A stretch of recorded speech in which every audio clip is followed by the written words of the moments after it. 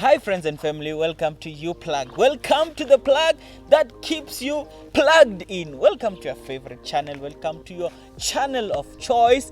It's Friday night, 7 p.m. only at You Plug. And thank you very much for engaging our content. Thank you very much for suggesting our content. Thank you very much for watching and we really do appreciate that. And if you happen to be in the space for the first time and you do not know who this guy is, nagi opa wakara malegana gimnar nom sudo wakata fasa washa drogata gas gingi gidan ngamazul gamno natutursa gi goble mo tabatero moru mutu ko maritsani buda komu otare mutu. And as always, I'm chilling with my guy here. Hi friends and family, thank you for joining us. Welcome to You Plug. If you haven't subscribed, please hit that subscribe button. Turn on your post notifications so that each and every time that we post, you are notified of content. Sure. We thank you again for joining us. We thank you for interacting with our content. If you have missed the past 3 weeks, we were talking about cheating, and you want to make sure that you jump into that conversation and see your ways, see your partner's ways, and then send it to them so that they can be able to deal with those issues. But send them to us. But it's our hope that as we journey along our relationships, that we grow good, healthy, healthy relationships that are. I wanted to say that I don't know why in my mind I'm saying Christian bound. That's not the word I'm looking for. But following godly principles. Sure. Yes. That's the one. That's the one. Relationships that are bound, that are grounded on godly principles. So we can experience flourishing in our relationships. But I am back. I'm the head and not the tail. I'm above and not beneath. I'm the child of the Most High God. Blessed and highly favored, a chosen generation, a royal priesthood, a nation belonging to God, to declare the praises of Him who has called me out of singleness into the beautiful world of marriage. Oh yes, that was an introduction. You already started. I mean, just to add to our friends. I mean, we really exist to challenge existing relationship narratives and negotiate alternatives around this. I mean, there's just a lot of voices out there, and we just want to add our voice into the conversation of relationship, of course informed by our Christian worldview and how we navigate most of the stuff as Christians. Most of the stuff, no, all the stuff. We should be navigating everything as Christians. We are on to it, Meg. I don't want to waste time. I mean, as one person who always I always declare my love for relationship content, be it something I need to read, something I need to watch. Some stuff are suggested to me by the on the internet, because those are the stuff that I always search for. And I stumbled across this website. What is this? Something. Observer, yes, observer.com, and they mentioned four relationship problems, romantic relationship problems that potentially leads to relationship breakups. And I want us to kind of talk about that. We did talk a bit with Meg about this. This was a hectic week, but anyway, we did just outside this recording just talk a bit about that. So number one relationship problem they highlighted on the website, it's criticism. And how they define that, it's criticism is when you point someone else's character flaw, when you call them out based on their character flaw, and make conclusions about their behaviors based on what seem to be their character flaw according to you. Well, you are stubborn, you don't listen, this and this and this. They said that leads to a relationship breakup. And I think for me, my stance is always, you can say whatever you want to say. It's not what you say, it's how you say it. For me, if you're going to say stuff to someone in a way that they will feel like they need to defend, like their line of defense is under attack, they're going to push back. Even if you are right, they're going to say no. breaker and point your character flaw as well. Yeah, no, I see how this can lead to break up, because it is I mean, without wanting to repeat what you're saying, but it's really that it's pointing out. Of course, I think we should have room for that. But it's for how criticism. It's how your approach towards it, and I think our principles, our godly principles, and how the Word of God guides us is to be kind in our approach, be it in romantic relationships or not, but to treat other people as you would be, as you'd want to be treated. So criticism, yes, but I think when we don't have filter, when you just say and speak your mind without caution, in the name of being woke and in the name of being direct, it might not yield the desired outcome. Sure. And also, I mean, we always say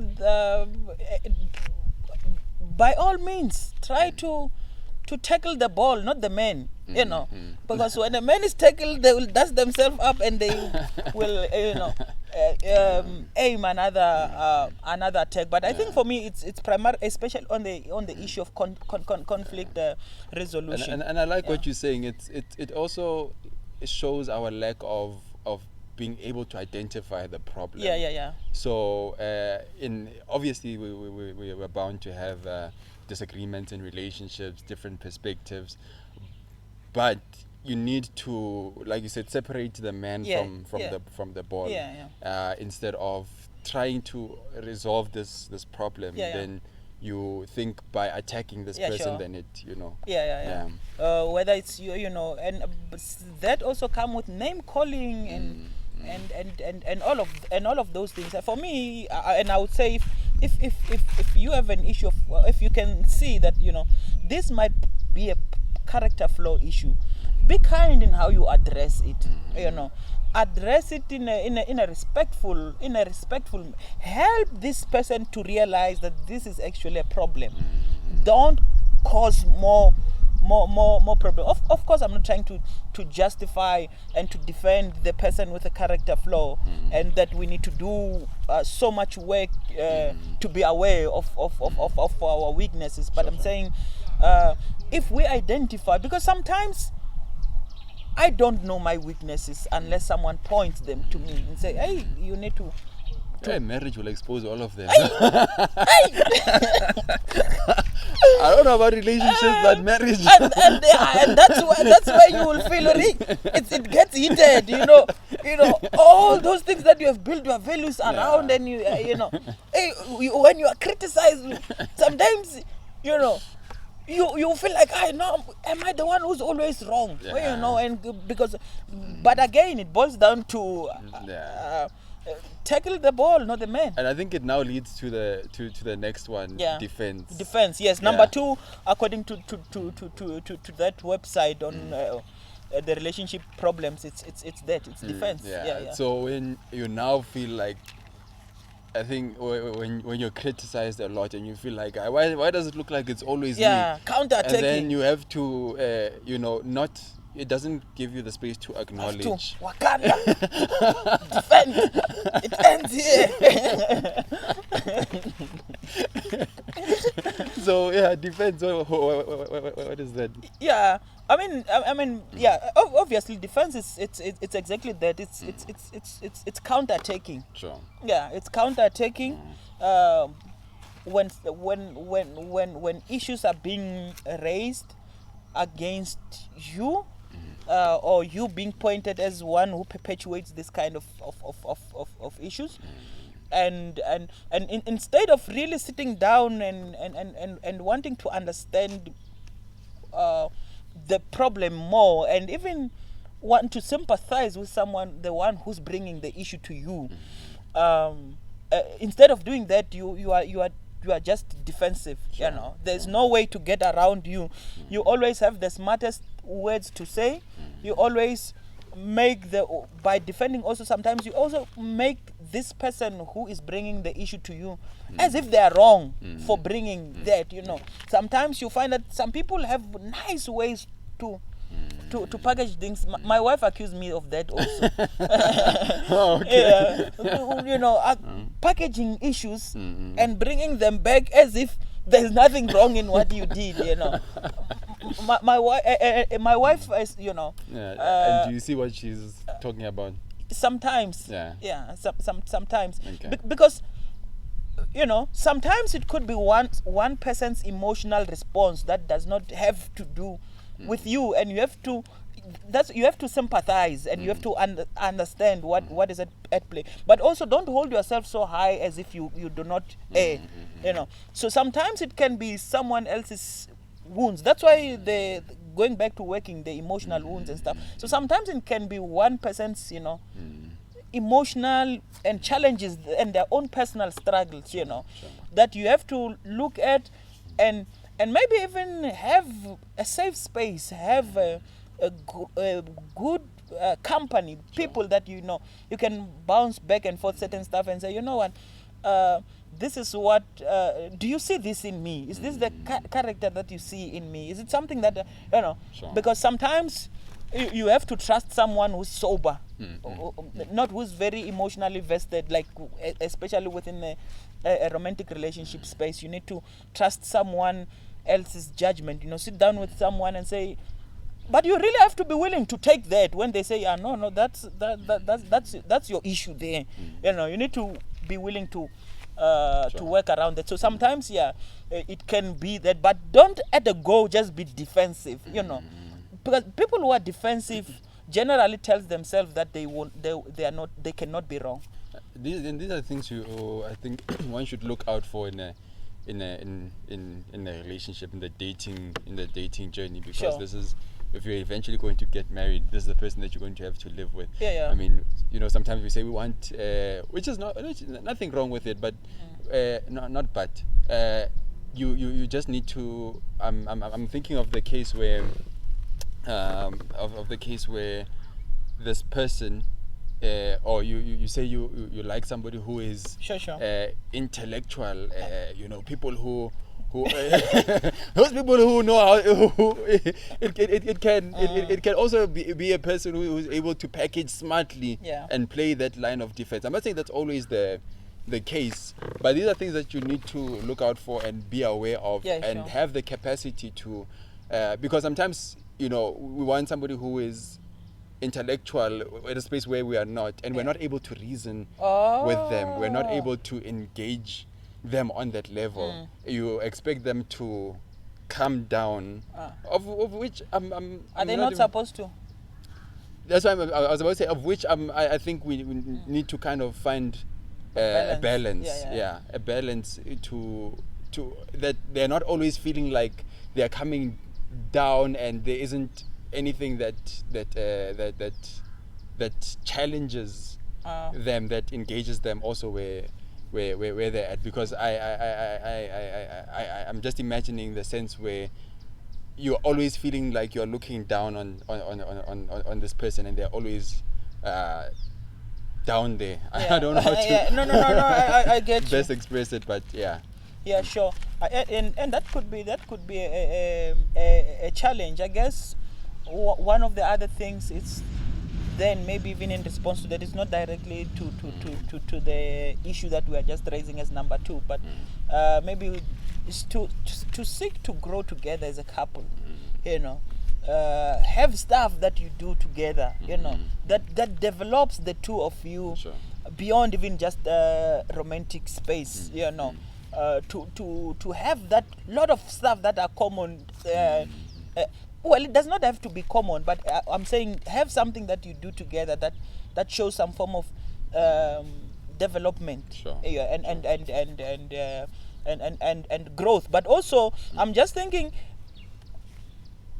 if you put yourself in a relationship where you feel like you are way advanced than another person, because it's not just their problem, it's your problem too. So you need to, in my mind, I think you need to have to do so much work that you need to be willing to break your pride and swallow your pride and talk to them where they are. Sure. Because at the first place, you are the one who made that decision to be in that relationship. Don't say, I can't, this person is it's dumb. This person dumb, they're uneducated, they're unable to, they're retarded, they're unable to comprehend issues. And you just, every time when they bring issues, when I say, when you are stupid, you are not stupid, it's not my problem, it's that you are not wise enough to understand what I'm bringing.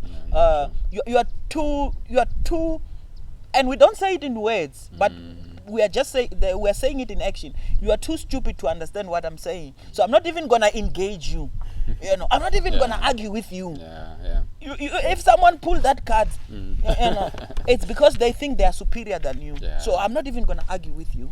And I think biblical principles that help us in the relationships is like in Romans 12. I can't actually remember the specific one, but it says, "Do not think of yourselves more highly than you ought to." Others think of yourself with sober judgment, according to the grace given unto you. Don't think you are too high.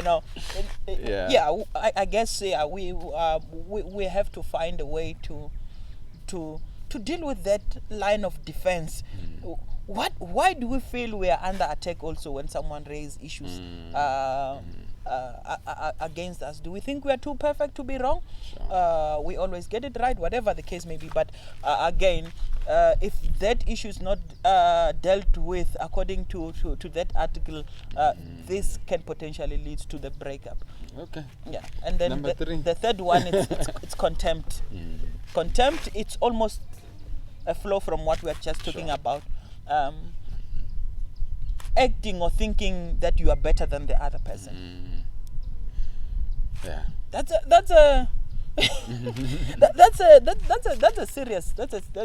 a serious challenge, because the moment you think you're better than the other person, you think yours is to give instruction, you think your advice should be the one that governs.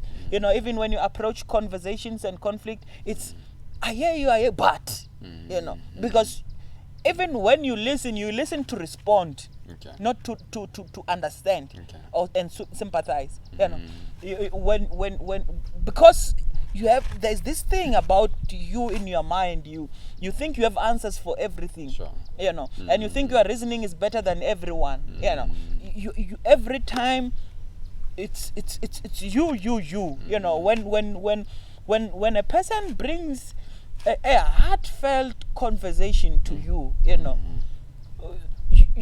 when you listen, you don't listen to sympathize. You listen to give an answer, because you have a reason for everything. I cannot help but think of somebody who might be thinking that the Bible is perpetuating the same crime by saying, or the biblical teachings are the ones that are empowering us, and by us I mean by men, to say, as the head of the family, as the head of the household, they are men who practicing this contempt because they believe that they are the leaders of the household. What they say should go, and all of that. So, the question maybe is to say, is this the case when the Bible says that we are the head of our families, the head of the household? Women should submit to us as husbands. I'm a man. No. I don't know if I should say it will be for me will be categorized under either exegetical or hermeneutical issue, or contextual issue, interpretation. The issue of interpretation and application. Why am I saying that? Sometimes we just read what is convenient for us. What is convenient, what makes us what makes us look superior than and obviously most of the times, there's just a whole lot of men, but there's a lot of that does not mean at the expense of women every time. I was reading the other time the translation on Genesis. Of other translations say, I will create for him a suitable helper. But there's a translation, I forgot what translation that. It says, I will create for him an authority corresponding him. But because I already want, that one is not my preferred translation, because it does not feed into the narrative.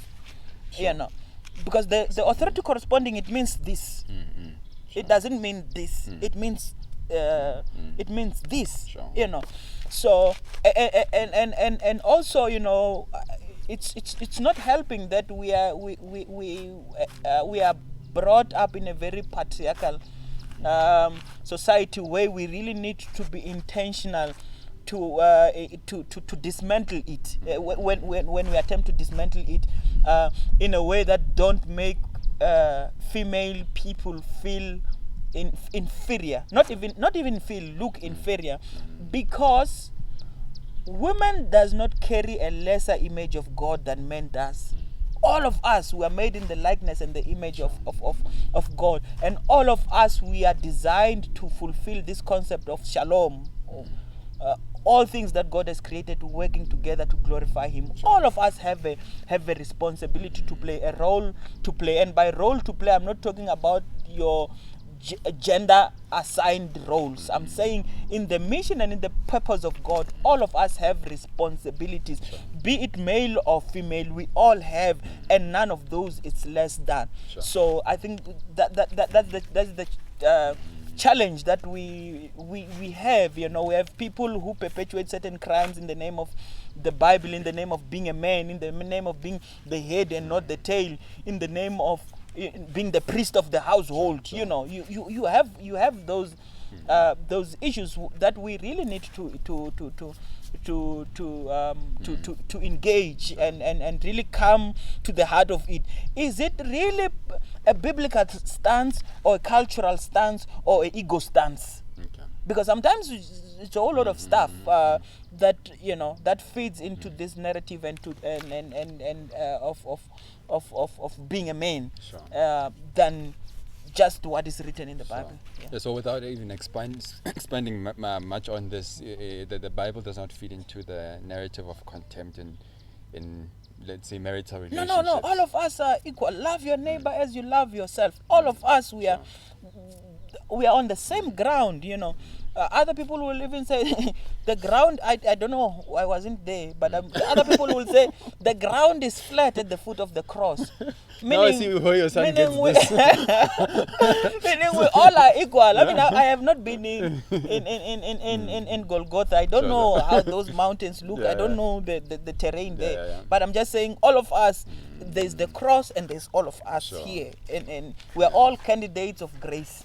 Sure. Yeah. I think one redeeming teaching that I got on this was on Ephesians 5 was that this best shows it's best exemplified by Christ's relationship to the church. That we love. He loves us and we submit to him. So that the two-way relationship that it does not. Women are not of less value than men in that that relationship. And in love, Christ empowers the church. He leads them to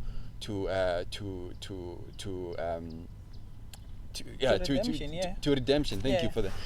So in us loving our spouses, it does not make us or as men, our duty is even to empower. It does not make their ideas less. That they are equally important.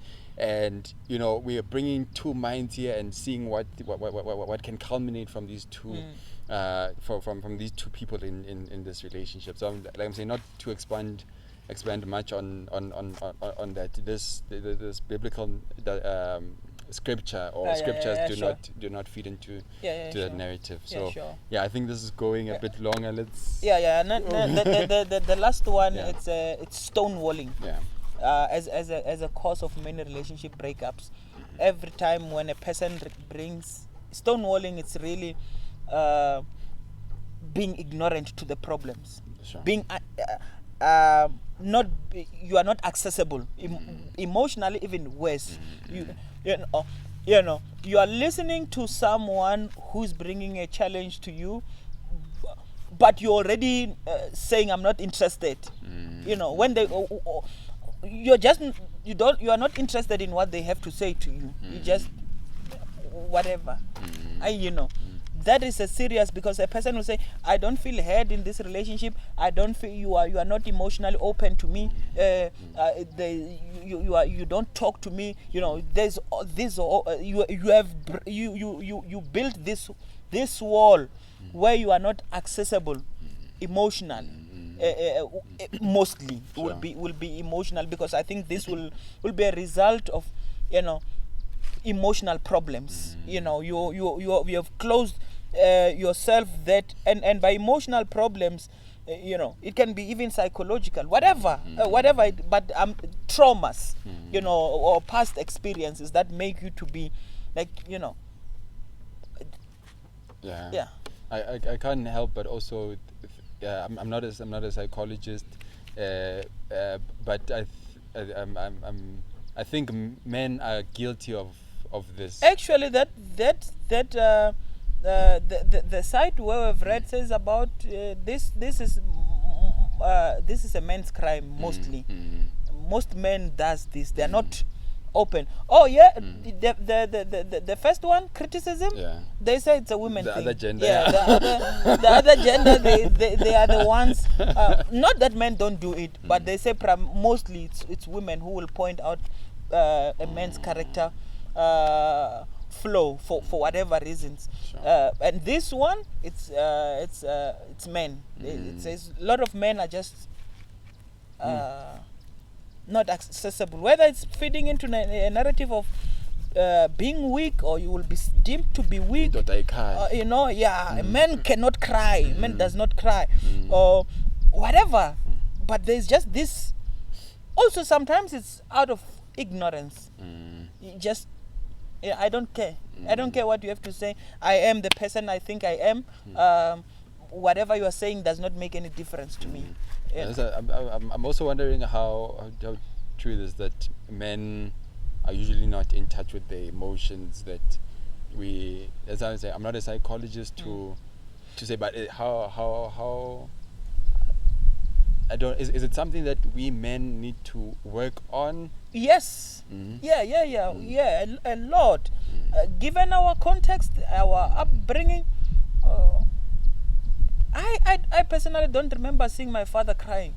All the times when I'm seeing him, it's him trying to be strong. It's because of all those experiences, and how you were taught to be a man, essentially. What does it mean to be a man? A man must be strong. A man must be masculine. A man must have a last voice. A man must have a last advice. Man, all of these things. And if there are any other issues that wants to come against that, then you just shut them out. You learn to bottle emotions and things, because there's just no ground to, because of how we were brought up. But again, with me being intentional about myself and trying to grow beyond that, I have conversations with people outside this class, people whom I trust with my emotions. Sure. And one of the advice that I was given is, especially now that I'm old, this is what happens. There's nature, there's nurture, there's a choice. Okay. Nature, it has to do with you can't choose your family. You don't choose. You just, you are there. Play with the cards that you dealt. Yeah, that you're dealt. Yes. Nature, it's how you were raised. But then my coach says, and there's a choice. At some point, we need to make a choice. Sure. We need to make a choice whether we will allow nature to dictate how we deal with life, or we're gonna have to make a choice on how we respond to life and how we process things.